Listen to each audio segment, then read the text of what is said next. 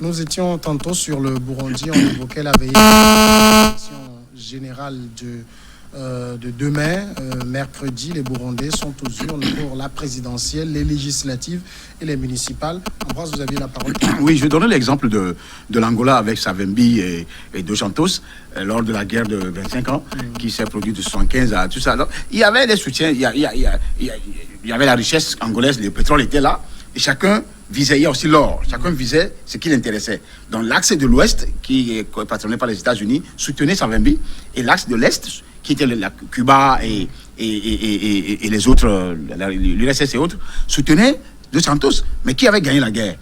Savimbi a été lâché finalement par les États-Unis parce que les intérêts pétroliers étaient plus grands que ce qu'on pouvait gagner. Donc, et je me rappelle de Savimbi venait ici parce qu'il avait des réseaux ici et notre confrère et Douin qui est décédé à Gobli était son chargé de communication, je me rappelle. Donc, c'est-à-dire qu'il n'y a rien. Les gens se tablent toujours sur les intérêts. Parce que si la personne trouve un intérêt, il faut être le pire des dictateurs. À cause du pétrole, ils peuvent s'attacher à lui. Qui vous dit que la Corée du Nord et les États-Unis ne traitent pas en dessous? Ça, il faut bien sûr, ils sont en train de devenir amis. Mais la Corée du Nord s'en fout des États-Unis. Ça, je le répète aussi. Pour les intérêts économiques, ils peuvent négocier en dessous. Mais il y a ce qu'on appelle la souveraineté politique d'un État. Et cette souveraineté, on ne discute pas avec certains pays. Genre la Russie, la Corée du Nord et autres, la Chine. Même en Afrique, on a des pays comme ça. Le Burundi sait que quand ça va chauffer, il y aura des soutiens. La Chine est là, la Russie est là. Même la Corée du Nord est là. Pourquoi les États-Unis et autres, ils font la France fait tout ça là, ils n'agissent pas. C'est parce qu'ils ont un intérêt là-bas.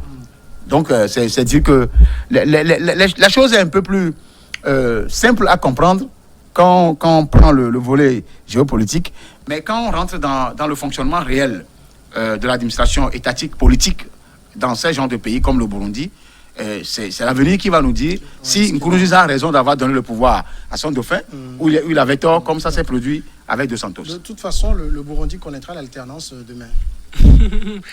Est-ce que c'est la vraie tendance? Puis c'est le même parti au fait. C'est comme si Joan Douattara quitte le pouvoir et c'est son dauphin qui gagne, on parlera de la tendance. Non, moi je m'inscris en faux. Ce ne sera pas de la tendance. Si le candidat du parti au pouvoir gagne, ce ne sera pas de la tendance. C'est toujours le même régime, mais juste c'est un changement de personne. Là, on ne parle pas de la tendance. Ambroise vous répondre qu'on a vu ce qui s'est passé en Angola. Oui. C'est le même parti, mais vous avez vu, il y a eu rupture totale. Même il y a encore ailleurs. Oui, non. Regardez, il faut que ceux qui nous écoutent le comprennent très bien. La tendance, c'est quoi? La tendance, c'est un changement de régime et non un changement de personne. Si c'est le même régime qui est là, mais qu'on place une autre personne à la tête... Alter, c'est changé. On change de nom aussi. Oui. Non, mais sauf que les juristes ne seront pas d'accord avec vous. Ce n'est pas Nkurunziza. Ouais. Ce ne sera peut-être pas la même méthode, la même façon de faire. Oui, mais du moment où c'est le même régime, du moment où c'est le même régime, on ne parle pas d'alternance. Mais c'est le reste, peut-être, on est habitué avec ce langage où on est tellement habitué à cette personne, on veut que cette personne quitte et on identifie la personne au régime.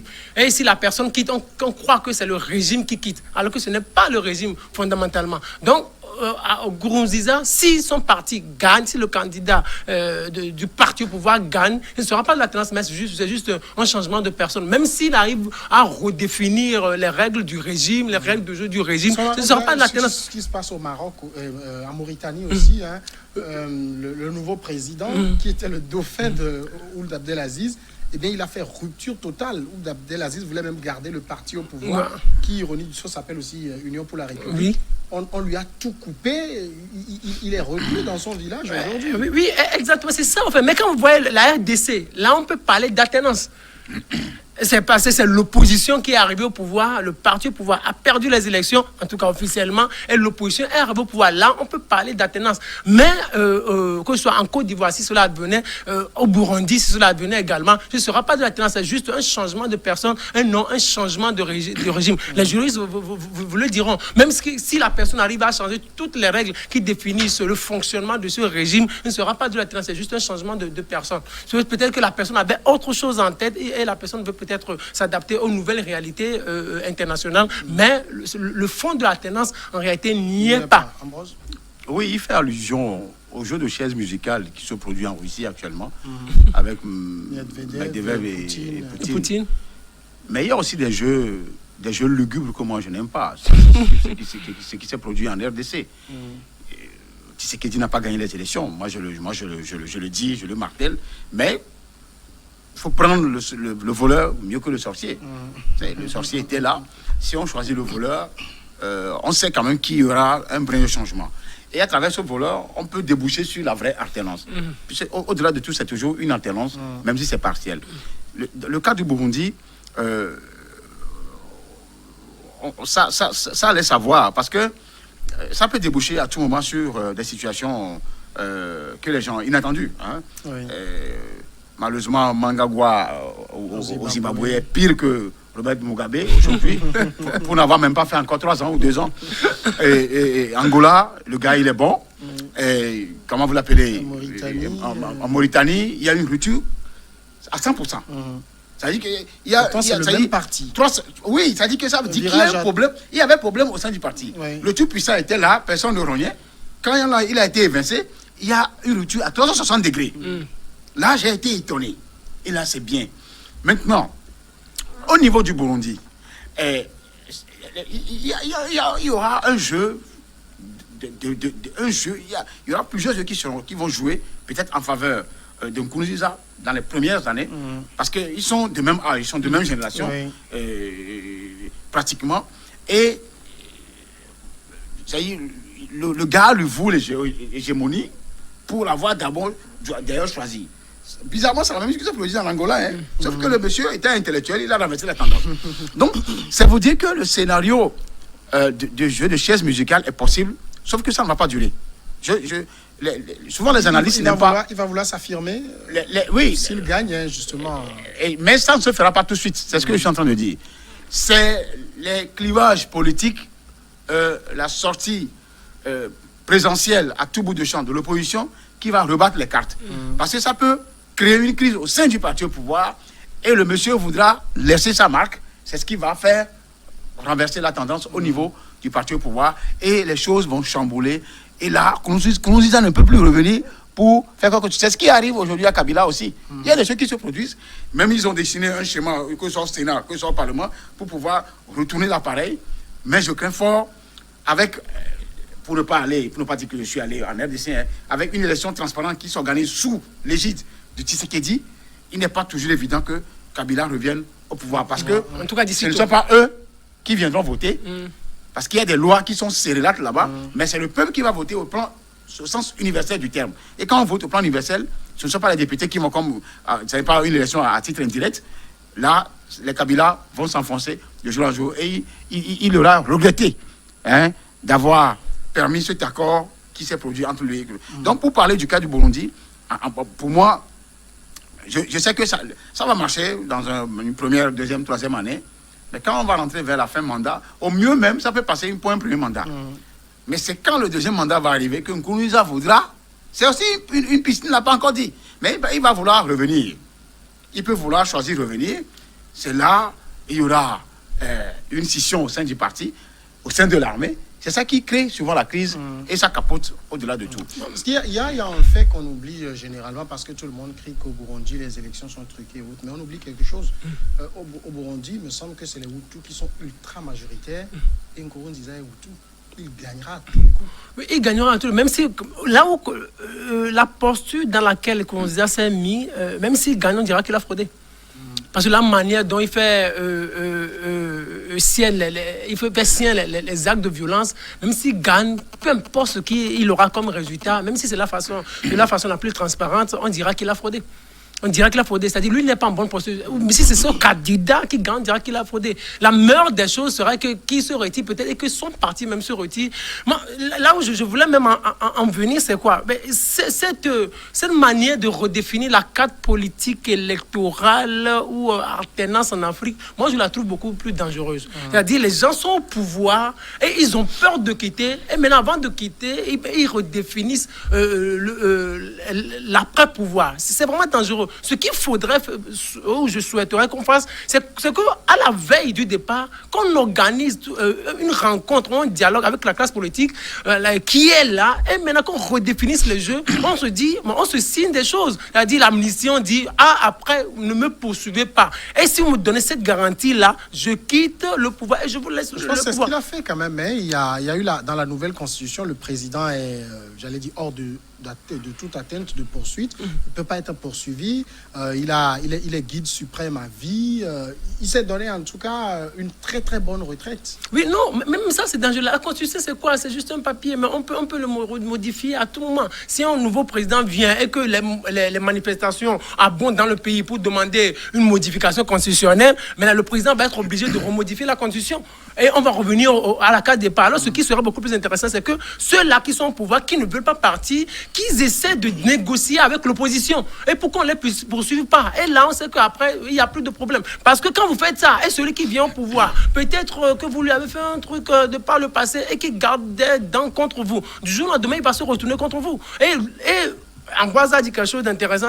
C'est la mobilisation, c'est la manière dont le pays se porte. Si l'opposition monte au créneau, si l'opposition manifeste, organise des manifestations, mais on va obliger le futur actuel président à prendre des décisions pas possibles, même qui iront à l'encontre de Pierre Nkurunziza. L'important, c'est d'arriver à redéfinir de façon consensuelle le départ et la retraite. On parle beaucoup d'Évariste Ndayishimiye, qui est le dauphin de Pierre Nkurunziza. Mais on oublie aussi l'autre, l'opposant, le Agathon Rwasa. Ça se joue entre les deux finalement. Oui, vous savez, Agathon Rwasa est à un moment donné ce que Gilles Olympio a eu à représenter ici, sauf que lui n'est pas souvent sur le territoire en son temps. C'est lui qui incarne l'opposition de façon courageuse sur le territoire. Personne ne me dira qu'il est corrompu au même titre que les autres. Raison de plus pour qu'il soit laissé tranquille dans le pays. Ce n'est pas évident. Un pouvoir ne tue pas tous ses opposants. On lui fait des misères aussi. Oui, il y a toujours... tout pouvoir intelligent laisse toujours un opposant fougueux dans le pays pour pouvoir crédibiliser son régime. Et c'est ce qui se lit au niveau de Agathon Rwasa. Et je parie, hein, j'estime, Firmin a dit quelque chose tout à l'heure, peut-être je peux le prendre à compte-pied par rapport à l'élection qu'il pouvait gagner, mais il a dit quelque chose qui est intéressant, c'est la fraude qui peut à tout moment faire passer ce pouvoir et le faire régner, que ce soit comment on l'appelle, Ndayishimiye ou l'autre. Parce que Ndayishimiye aussi c'est un tout, Hutu, Tutsi, je ne sais plus trop. En tout cas, je sais qu'au niveau du Rwanda, l'ethnie majoritaire, en principe, les deux pays devaient se partager les ethnies. Oui. Les Hutus vont se caser au Rwanda et les Tutsis au Burundi. Sauf qu'ici, au Rwanda, c'est les Hutus qui sont nombreux. Ici, c'est les Tutsis qui sont nombreux. Voilà. Donc, oui, dans ce cas, ça dit que le pouvoir, puisque Ndayishimiye est Tutsi, il gagnera à tous les coups. Oui. C'est vrai que nos élections sont... Il y a ce rôle-là ethnique qui revient toujours. Oui. Sauf que je parlais tantôt d'une dissidence. Si la guerre entre Nkurunziza au sommet et Ndayishimiye, ça veut dire qu'au sein de l'armée, il y aura une scission. Et au sein du clan, il y aura aussi une fissure. Et la même fissure va se répertorier sur la population. C'est là où il y aura des changements de cap par rapport aux élections. Et la fraude, les gens seront tentés de frauder, mais ils auront droit à la transparence. C'est ça. C'est ce qui est intéressant souvent, lorsque les gens font des changements à la tête du pouvoir de façon intelligente, mais qui au final se retournent contre eux. C'est souvent intéressant. C'est pourquoi quand tu parlais de l'alternance, tu as une part de raison en parlant de l'alternance. Parce que ce n'est pas totalement l'alternance, mais c'est une alternance partielle qui peut déboucher sur la réelle alternance dont les gens attendent depuis au Burundi. Ceux-là qui sont des Tutsis et qui adulent le pouvoir ne sont pas forcément fans de Nkurunziza, mais ils sont obligés. Ils sont obligés d'applaudir Nkurunziza comme au niveau de la Corée du Nord. Les gens sont obligés de rire, à un moment donné, des rires jaunes. Et regarde à toi, si tu n'as pas ce rire-là. Tous les matins, en allant au boulot, on doit se prosterner devant la statue des Kim. Oui. Il y a le grand-père, le père, et puis lui. Ça, c'est le cinéma. Et quand le père meurt, tout le monde doit pleurer obligatoirement. Même le présentateur du journal. Oui. Ça veut dire que... Mais c'est les gens qui mangent à satiété. C'est les gens qui mangent bien. Ils ne souffrent de rien. Ils ont toujours des coopérations avec la Chine, la Russie, tant de pays, même avec les États-Unis, surtout avec la France. Ils ont toujours eu des coopérations. Donc, aujourd'hui, le cas Nkurunziza est un cas intéressant. Un monsieur qui est footballeur aussi, de son état, et que lorsqu'il joue au football et que tu as eu le malheur de le tacler, ton dernier demeure, c'est la prison. Donc, ta dernière demeure, c'est la prison. Donc, c'est dire que le monsieur, il est intéressant, il n'est même pas âgé. Ce qui veut dire qu'il y aura du suffilage devant nous, hein. Du suffilage, de la broderie devant nous. Dans 5-10 ans, il y aura tellement de suffilage, ce qui veut dire qu'il y aura tellement de tension au Burundi, parce que l'autre qui est arrivé dans 2, 3, 4 ans voudra mettre son empreinte. Oui. Et c'est le vouloir mettre son empreinte qui va créer. Est-ce qu'il va revenir? Il n'y a pas de capitaine dans un bateau. On le voit dans tous les pays où l'ancien veut exister, le nouveau. Puisqu'il ne peut pas à tout bout de champ vouer le culte. Moi, je doute, hein, même si Kabila, avec ce que Ambroise dit là, ça me fait penser à quelque chose, même si Kabila veut revenir, est-ce qu'il y aura la chance, cette chance-là, si Nkurunziza veut revenir, est-ce qu'il y aura cette chance-là? Si on jette un petit regard sur ce qui s'est passé au Bénin à l'époque où Kérékou était parti, et il était revenu après. Est-ce qu'il il y a eu des échecs de Soglo? Oui, il y a eu des échecs de Soglo. Là, les schémas sont différents. Parce que est-ce que Kérékou était marxiste-léniniste, c'est l'axe de l'Est, et c'est ce qui l'a conduit. Parce que quand on est plus de l'axe de l'Est, on pense plus au peuple. Donc, ça l'a amené à quitter le pouvoir. Mais lui, il n'est pas de cet axe-là, mais il est du genre à ressembler un peu à ces gens-là, mais il est plus. Il est plus. Il est plus dictateur. Et quand on est dictateur, on ressemble aussi à Staline, le comportement de Staline. Tant on est de Lénine aussi, on est de l'axe de l'Est, mais il y a des comportements vicieux qui sont toujours à l'interne de la personne, qui le reflètent toujours dans sa gouvernance. C'est ce que Nkurunziza est en train de montrer. En tout cas, ce sera passionnant de suivre l'actualité burundaise et nous commenterons éventuellement toutes les évolutions. Notre second sujet, c'est le Burkina Faso. Une première version de cette statue avait été dévoilée l'an dernier. C'était en mars 2019, mais beaucoup estimaient qu'elle ne ressemblait pas au père de la révolution burkinabé. Le comité international mémorial Thomas Sankara avait donc dû la ramener en atelier. Il y a un an, donc c'était en mars 2019, eh bien, à partir de dimanche passé, on voit une nouvelle statue de Thomas Sankara, point levé dans le ciel comme on le lui connaît d'habitude, qui trône majestueusement à Ouagadougou. Le père de la révolution revient ainsi dans la mémoire des Burkinabés, qui sont désormais unanimes pour affirmer que la nouvelle statue a des traits de ressemblance, mais elle reste perfectible. Bon, de toute façon, j'écoutais un ancien collaborateur de Sankara qui disait une statue, c'est pas une photo. On ne peut pas faire du copier-coller. Oui, ça me renvoie à Jimmy Ho, qui fait bien les portraits. Oui. Perd son homme. J'ai vu le premier statut, je n'ai pas vu le second qu'on a fait. Effectivement, le premier a l'air de ressembler Thomas, mais sincèrement, le visage était franchement biaisé. J'ai vu le premier. Si les gens sont unanimes sur le second, je crois que c'est tant mieux. Félicitations à eux. Tout simplement, ce n'est pas... Ça, c'est une statue, c'est un symbole, juste un symbole, mais dont la ressemblance doit refléter ce que l'homme est. Parce que quand on rentre à Ouaga, il faut qu'on est sûr qu'on est face au père de la révolution burkinabé. Ou voltaïque en ce temps. Je me rappelle, j'étais au CM2, 6e, 5e, quand le monsieur était assassiné. Il y a des images, la télé était blanc-noir, je me rappelle. Il y a des images qui n'ont pas quitté mon cerveau, et c'est mon vieux qui me causait de ce que c'est que Thomas Sankara en ce moment.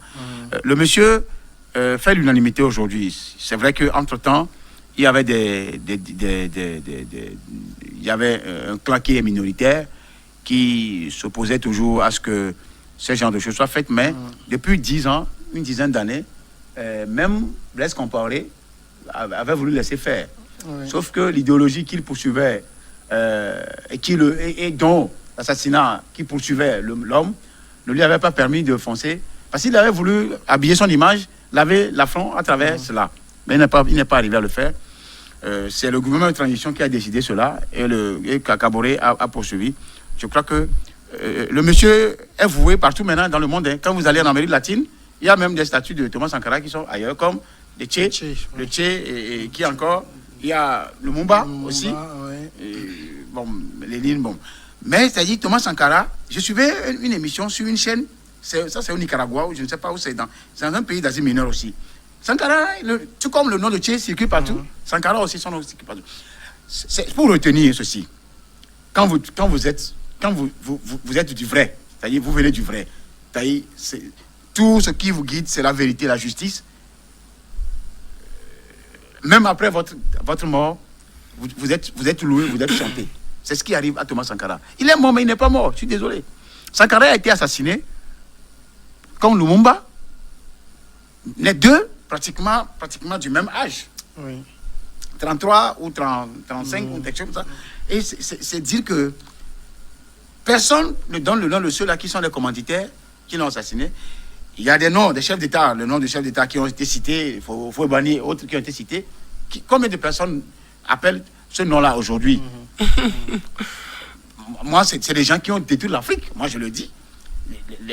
Bon, même Senghor, à un moment donné, c'est des gens qui ont vendu l'Afrique francophone aux Français. Ça, il faut avoir le courage de le dire. Surtout au Fouet-Boigny, quand les gens disent, moi, je n'aime même pas aller sur son terrain. Parce qu'il a tellement fait du mal à l'Afrique francophone. Rappelle-toi du premier président malien, Modibo Keïta, même de Mamadou Dia, quand il faisait la fédération du Mali, qui a détruit la fédération du Mali. J'ai suivi un truc dans l'Infoca, qui a détruit. C'est Fouet-Boigny. Il y a tellement de choses qu'on ne peut pas dire ici.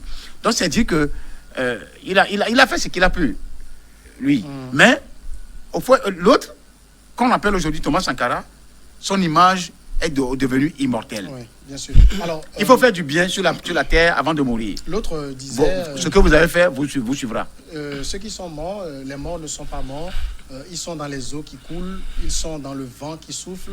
Eh bien, Thomas Sankara ne meurt jamais. Il ne meurt jamais. On dirait un artiste, on dirait littéraire, les artistes ne meurent jamais parce qu'ils incarnent certaines valeurs. Thomas Sankara aujourd'hui, quand vous voyez sa statue incarne des valeurs. S'il est arrivé à ce niveau-là aujourd'hui, plus de 33 ans après, 33 ans après sa mort, c'est parce que ce sont ces valeurs qui parlent. Ces valeurs continuent de parler, ces valeurs continuent de résonner. Ces valeurs, c'est quoi? Ambroise, là, il y en a cité quelques-unes. La justice et l'esprit patriotique, le patriotisme, la citoyenneté, ce sont des choses intéressantes. Mais il y a un chef d'État, c'est là où je ne serais pas d'accord avec Ambroise Kouandjio, il y a un chef d'État qui a dit la jeunesse, elle est un atout pour la conquête du pouvoir, mais elle n'est pas si compétente pour l'exercer. Thomas Sankara, il était jeune, il disait tout ce qu'il pensait, alors qu'il oubliait qu'il exerçait un pouvoir. Ça devait être différent. Il avait la fougue de la jeunesse, mais il ne pouvait pas aller loin. C'est pour ça que moi, je ne suis pas de ceux-là qui l'adulent, qui l'adorent. J'adule vraiment ces valeurs qu'il avait, mais en ce qui concerne sa conquête, sa gestion du pouvoir, moi, je suis jamais d'accord avec lui. C'est comme Lumumba, c'est des rêveurs, au fait. Et des rêveurs, c'est des gens qui se sont engouffrés dans un certain idéalisme. Mais en ce qui concerne la conquête, la gestion du pouvoir, ça ne pouvait pas marcher. C'est-à-dire un Lumumba qui est arrivé au pouvoir, qui ne maîtrisait même pas la RDC, qui ne savait pas que la RDC c'était aux Occidentaux, il vient, il veut gérer la RDC, ça ne pouvait pas marcher. Thomas Sankara qui arrive, qui ne connaissait pas fondamentalement le pays, à 35 ans, 33 ou 35 ans, qui connaissait pas fondamentalement François Mitterrand, il veut avoir François Mitterrand face à lui comme ça, il raconte toutes les bêtises, il raconte tout, c'est-à-dire sans se contrôler, alors que c'est la diplomatie qui doit parler, on doit contrôler son langage. Et quand vous voyez, c'était le discours, c'est le discours, moi je dis, c'est le discours qu'il a tué, ce discours du 17 novembre 1986, où François Mitterrand sillonnait un peu l'Afrique, 6 pays du continent. Et François Mitterrand l'a répliqué à plusieurs reprises en disant non. Vous êtes jeune. Il ne pouvait pas comprendre grande chose à l'époque. Et c'est ça qu'il a tué. Juste un an après, il est mort. C'est bien d'avoir la fougue, tout ça. C'est bien. Tout à l'heure, au début de cette émission, Ambroise Kouandjio m'a dit que je suis son petit frère. Vraiment, je suis son petit frère. Mais je dis que la manière dont les grands frères ont vu la chose, c'est-à-dire le radicalisme, tout dit, en réalité, ça ne cadre pas forcément avec la politique et avec la gouvernance. On peut avoir de la fougue, mais pensez quand vous arrivez au trône, quand vous arrivez au sommet, le langage doit être complètement différent. Je me rappelle quand, en 2016, quand Hillary Clinton et Donald Trump se tiraient lors de la campagne présidentielle, Donald Trump disait, moi quand je serai président, je vais vous enfermer. Mais quand il a été proclamé président de la République, il n'a plus sorti ce langage. C'est juste dire que quand vous arrivez au sommet du pouvoir, il y a des langages qu'on ne tient plus. Thomas Sankara, il ne maîtrisait pas son langage, il n'était pas mûr pour exercer le pouvoir, et c'est pour cela que le pouvoir l'a tué. Moi, quand j'entends des gens parler comme ça, je respecte son opinion, hein, mais je comprends qu'il est du même acabit que les mêmes personnes dont les noms sont enterrés ad vita aeternam. Le nom, Mais dont ça sert d'être un héros mort. C'est ça aussi. Hein. Non, la personne n'a pas choisi d'être un héros mort. C'est parce qu'il y a des gens qui sont maudits d'avance, qui ont préféré faire taire ceux qui leur disent la vérité, au lieu d'écouter cette vérité. Quand il donnait l'exemple de Donald Trump, est-ce que Donald Trump a quitté le champ magnétique personnel dans lequel il se trouvait quand il a pris le pouvoir? Il est toujours dedans. Non, Qui a eu le courage une fois Qui a eu le courage une fois de dire la vérité à l'OMS? Ça, c'est juste un exemple que je donne. Quand il disait, comment quelqu'un va dire qu'il va tuer les gens? Il est qui pour tuer les gens? Donald Trump a été le premier à décréter la chloroquine. Mais quel président européen a décrété la chloroquine? Donald Trump n'est dans aucun réseau. Il n'est dans aucune confrérie. Mais c'est facile quand on est président de la plus grande puissance du monde. Oui. Mais quand on est président d'un pays comme le Burkina Faso et qu'on tient de pareils discours, à la fin, le prix à payer Samuel, est cher je te prie de ne même pas suivre ce monsieur. Non, je ne suis pas, moi je pose des questions. Ça dit que quand le monsieur raconte des choses, Ambrose Bonjour. quand il raconte des choses comme ça, mais Thomas Sankara pouvait sortir de sa tombe.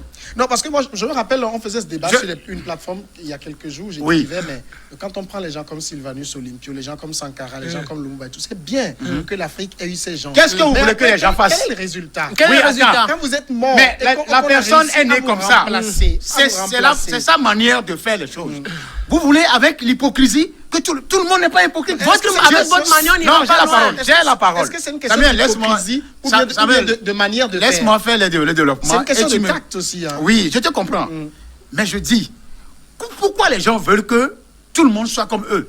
Non, c'est pas ce qu'on dit. Ceux-là qui sont des hypocrites nés, des sournois fiefés, moi je ne peux pas être comme eux. Ils peuvent me tuer. Elles aussi, ils mourront. Mourir, c'est une perte. Il y a perte. Qui vous dit que c'est une perte? C'est une perte pour le continent. Pour quel continent? Aujourd'hui, le nom de ces messieurs-là. Oui, il n'y a que de noms, hein. Il n'y a que de noms. Les noms, au moins, eux, ils ont le nom. Ceux-là qui n'avaient pas ce nom-là. Attends, ne me coupe pas.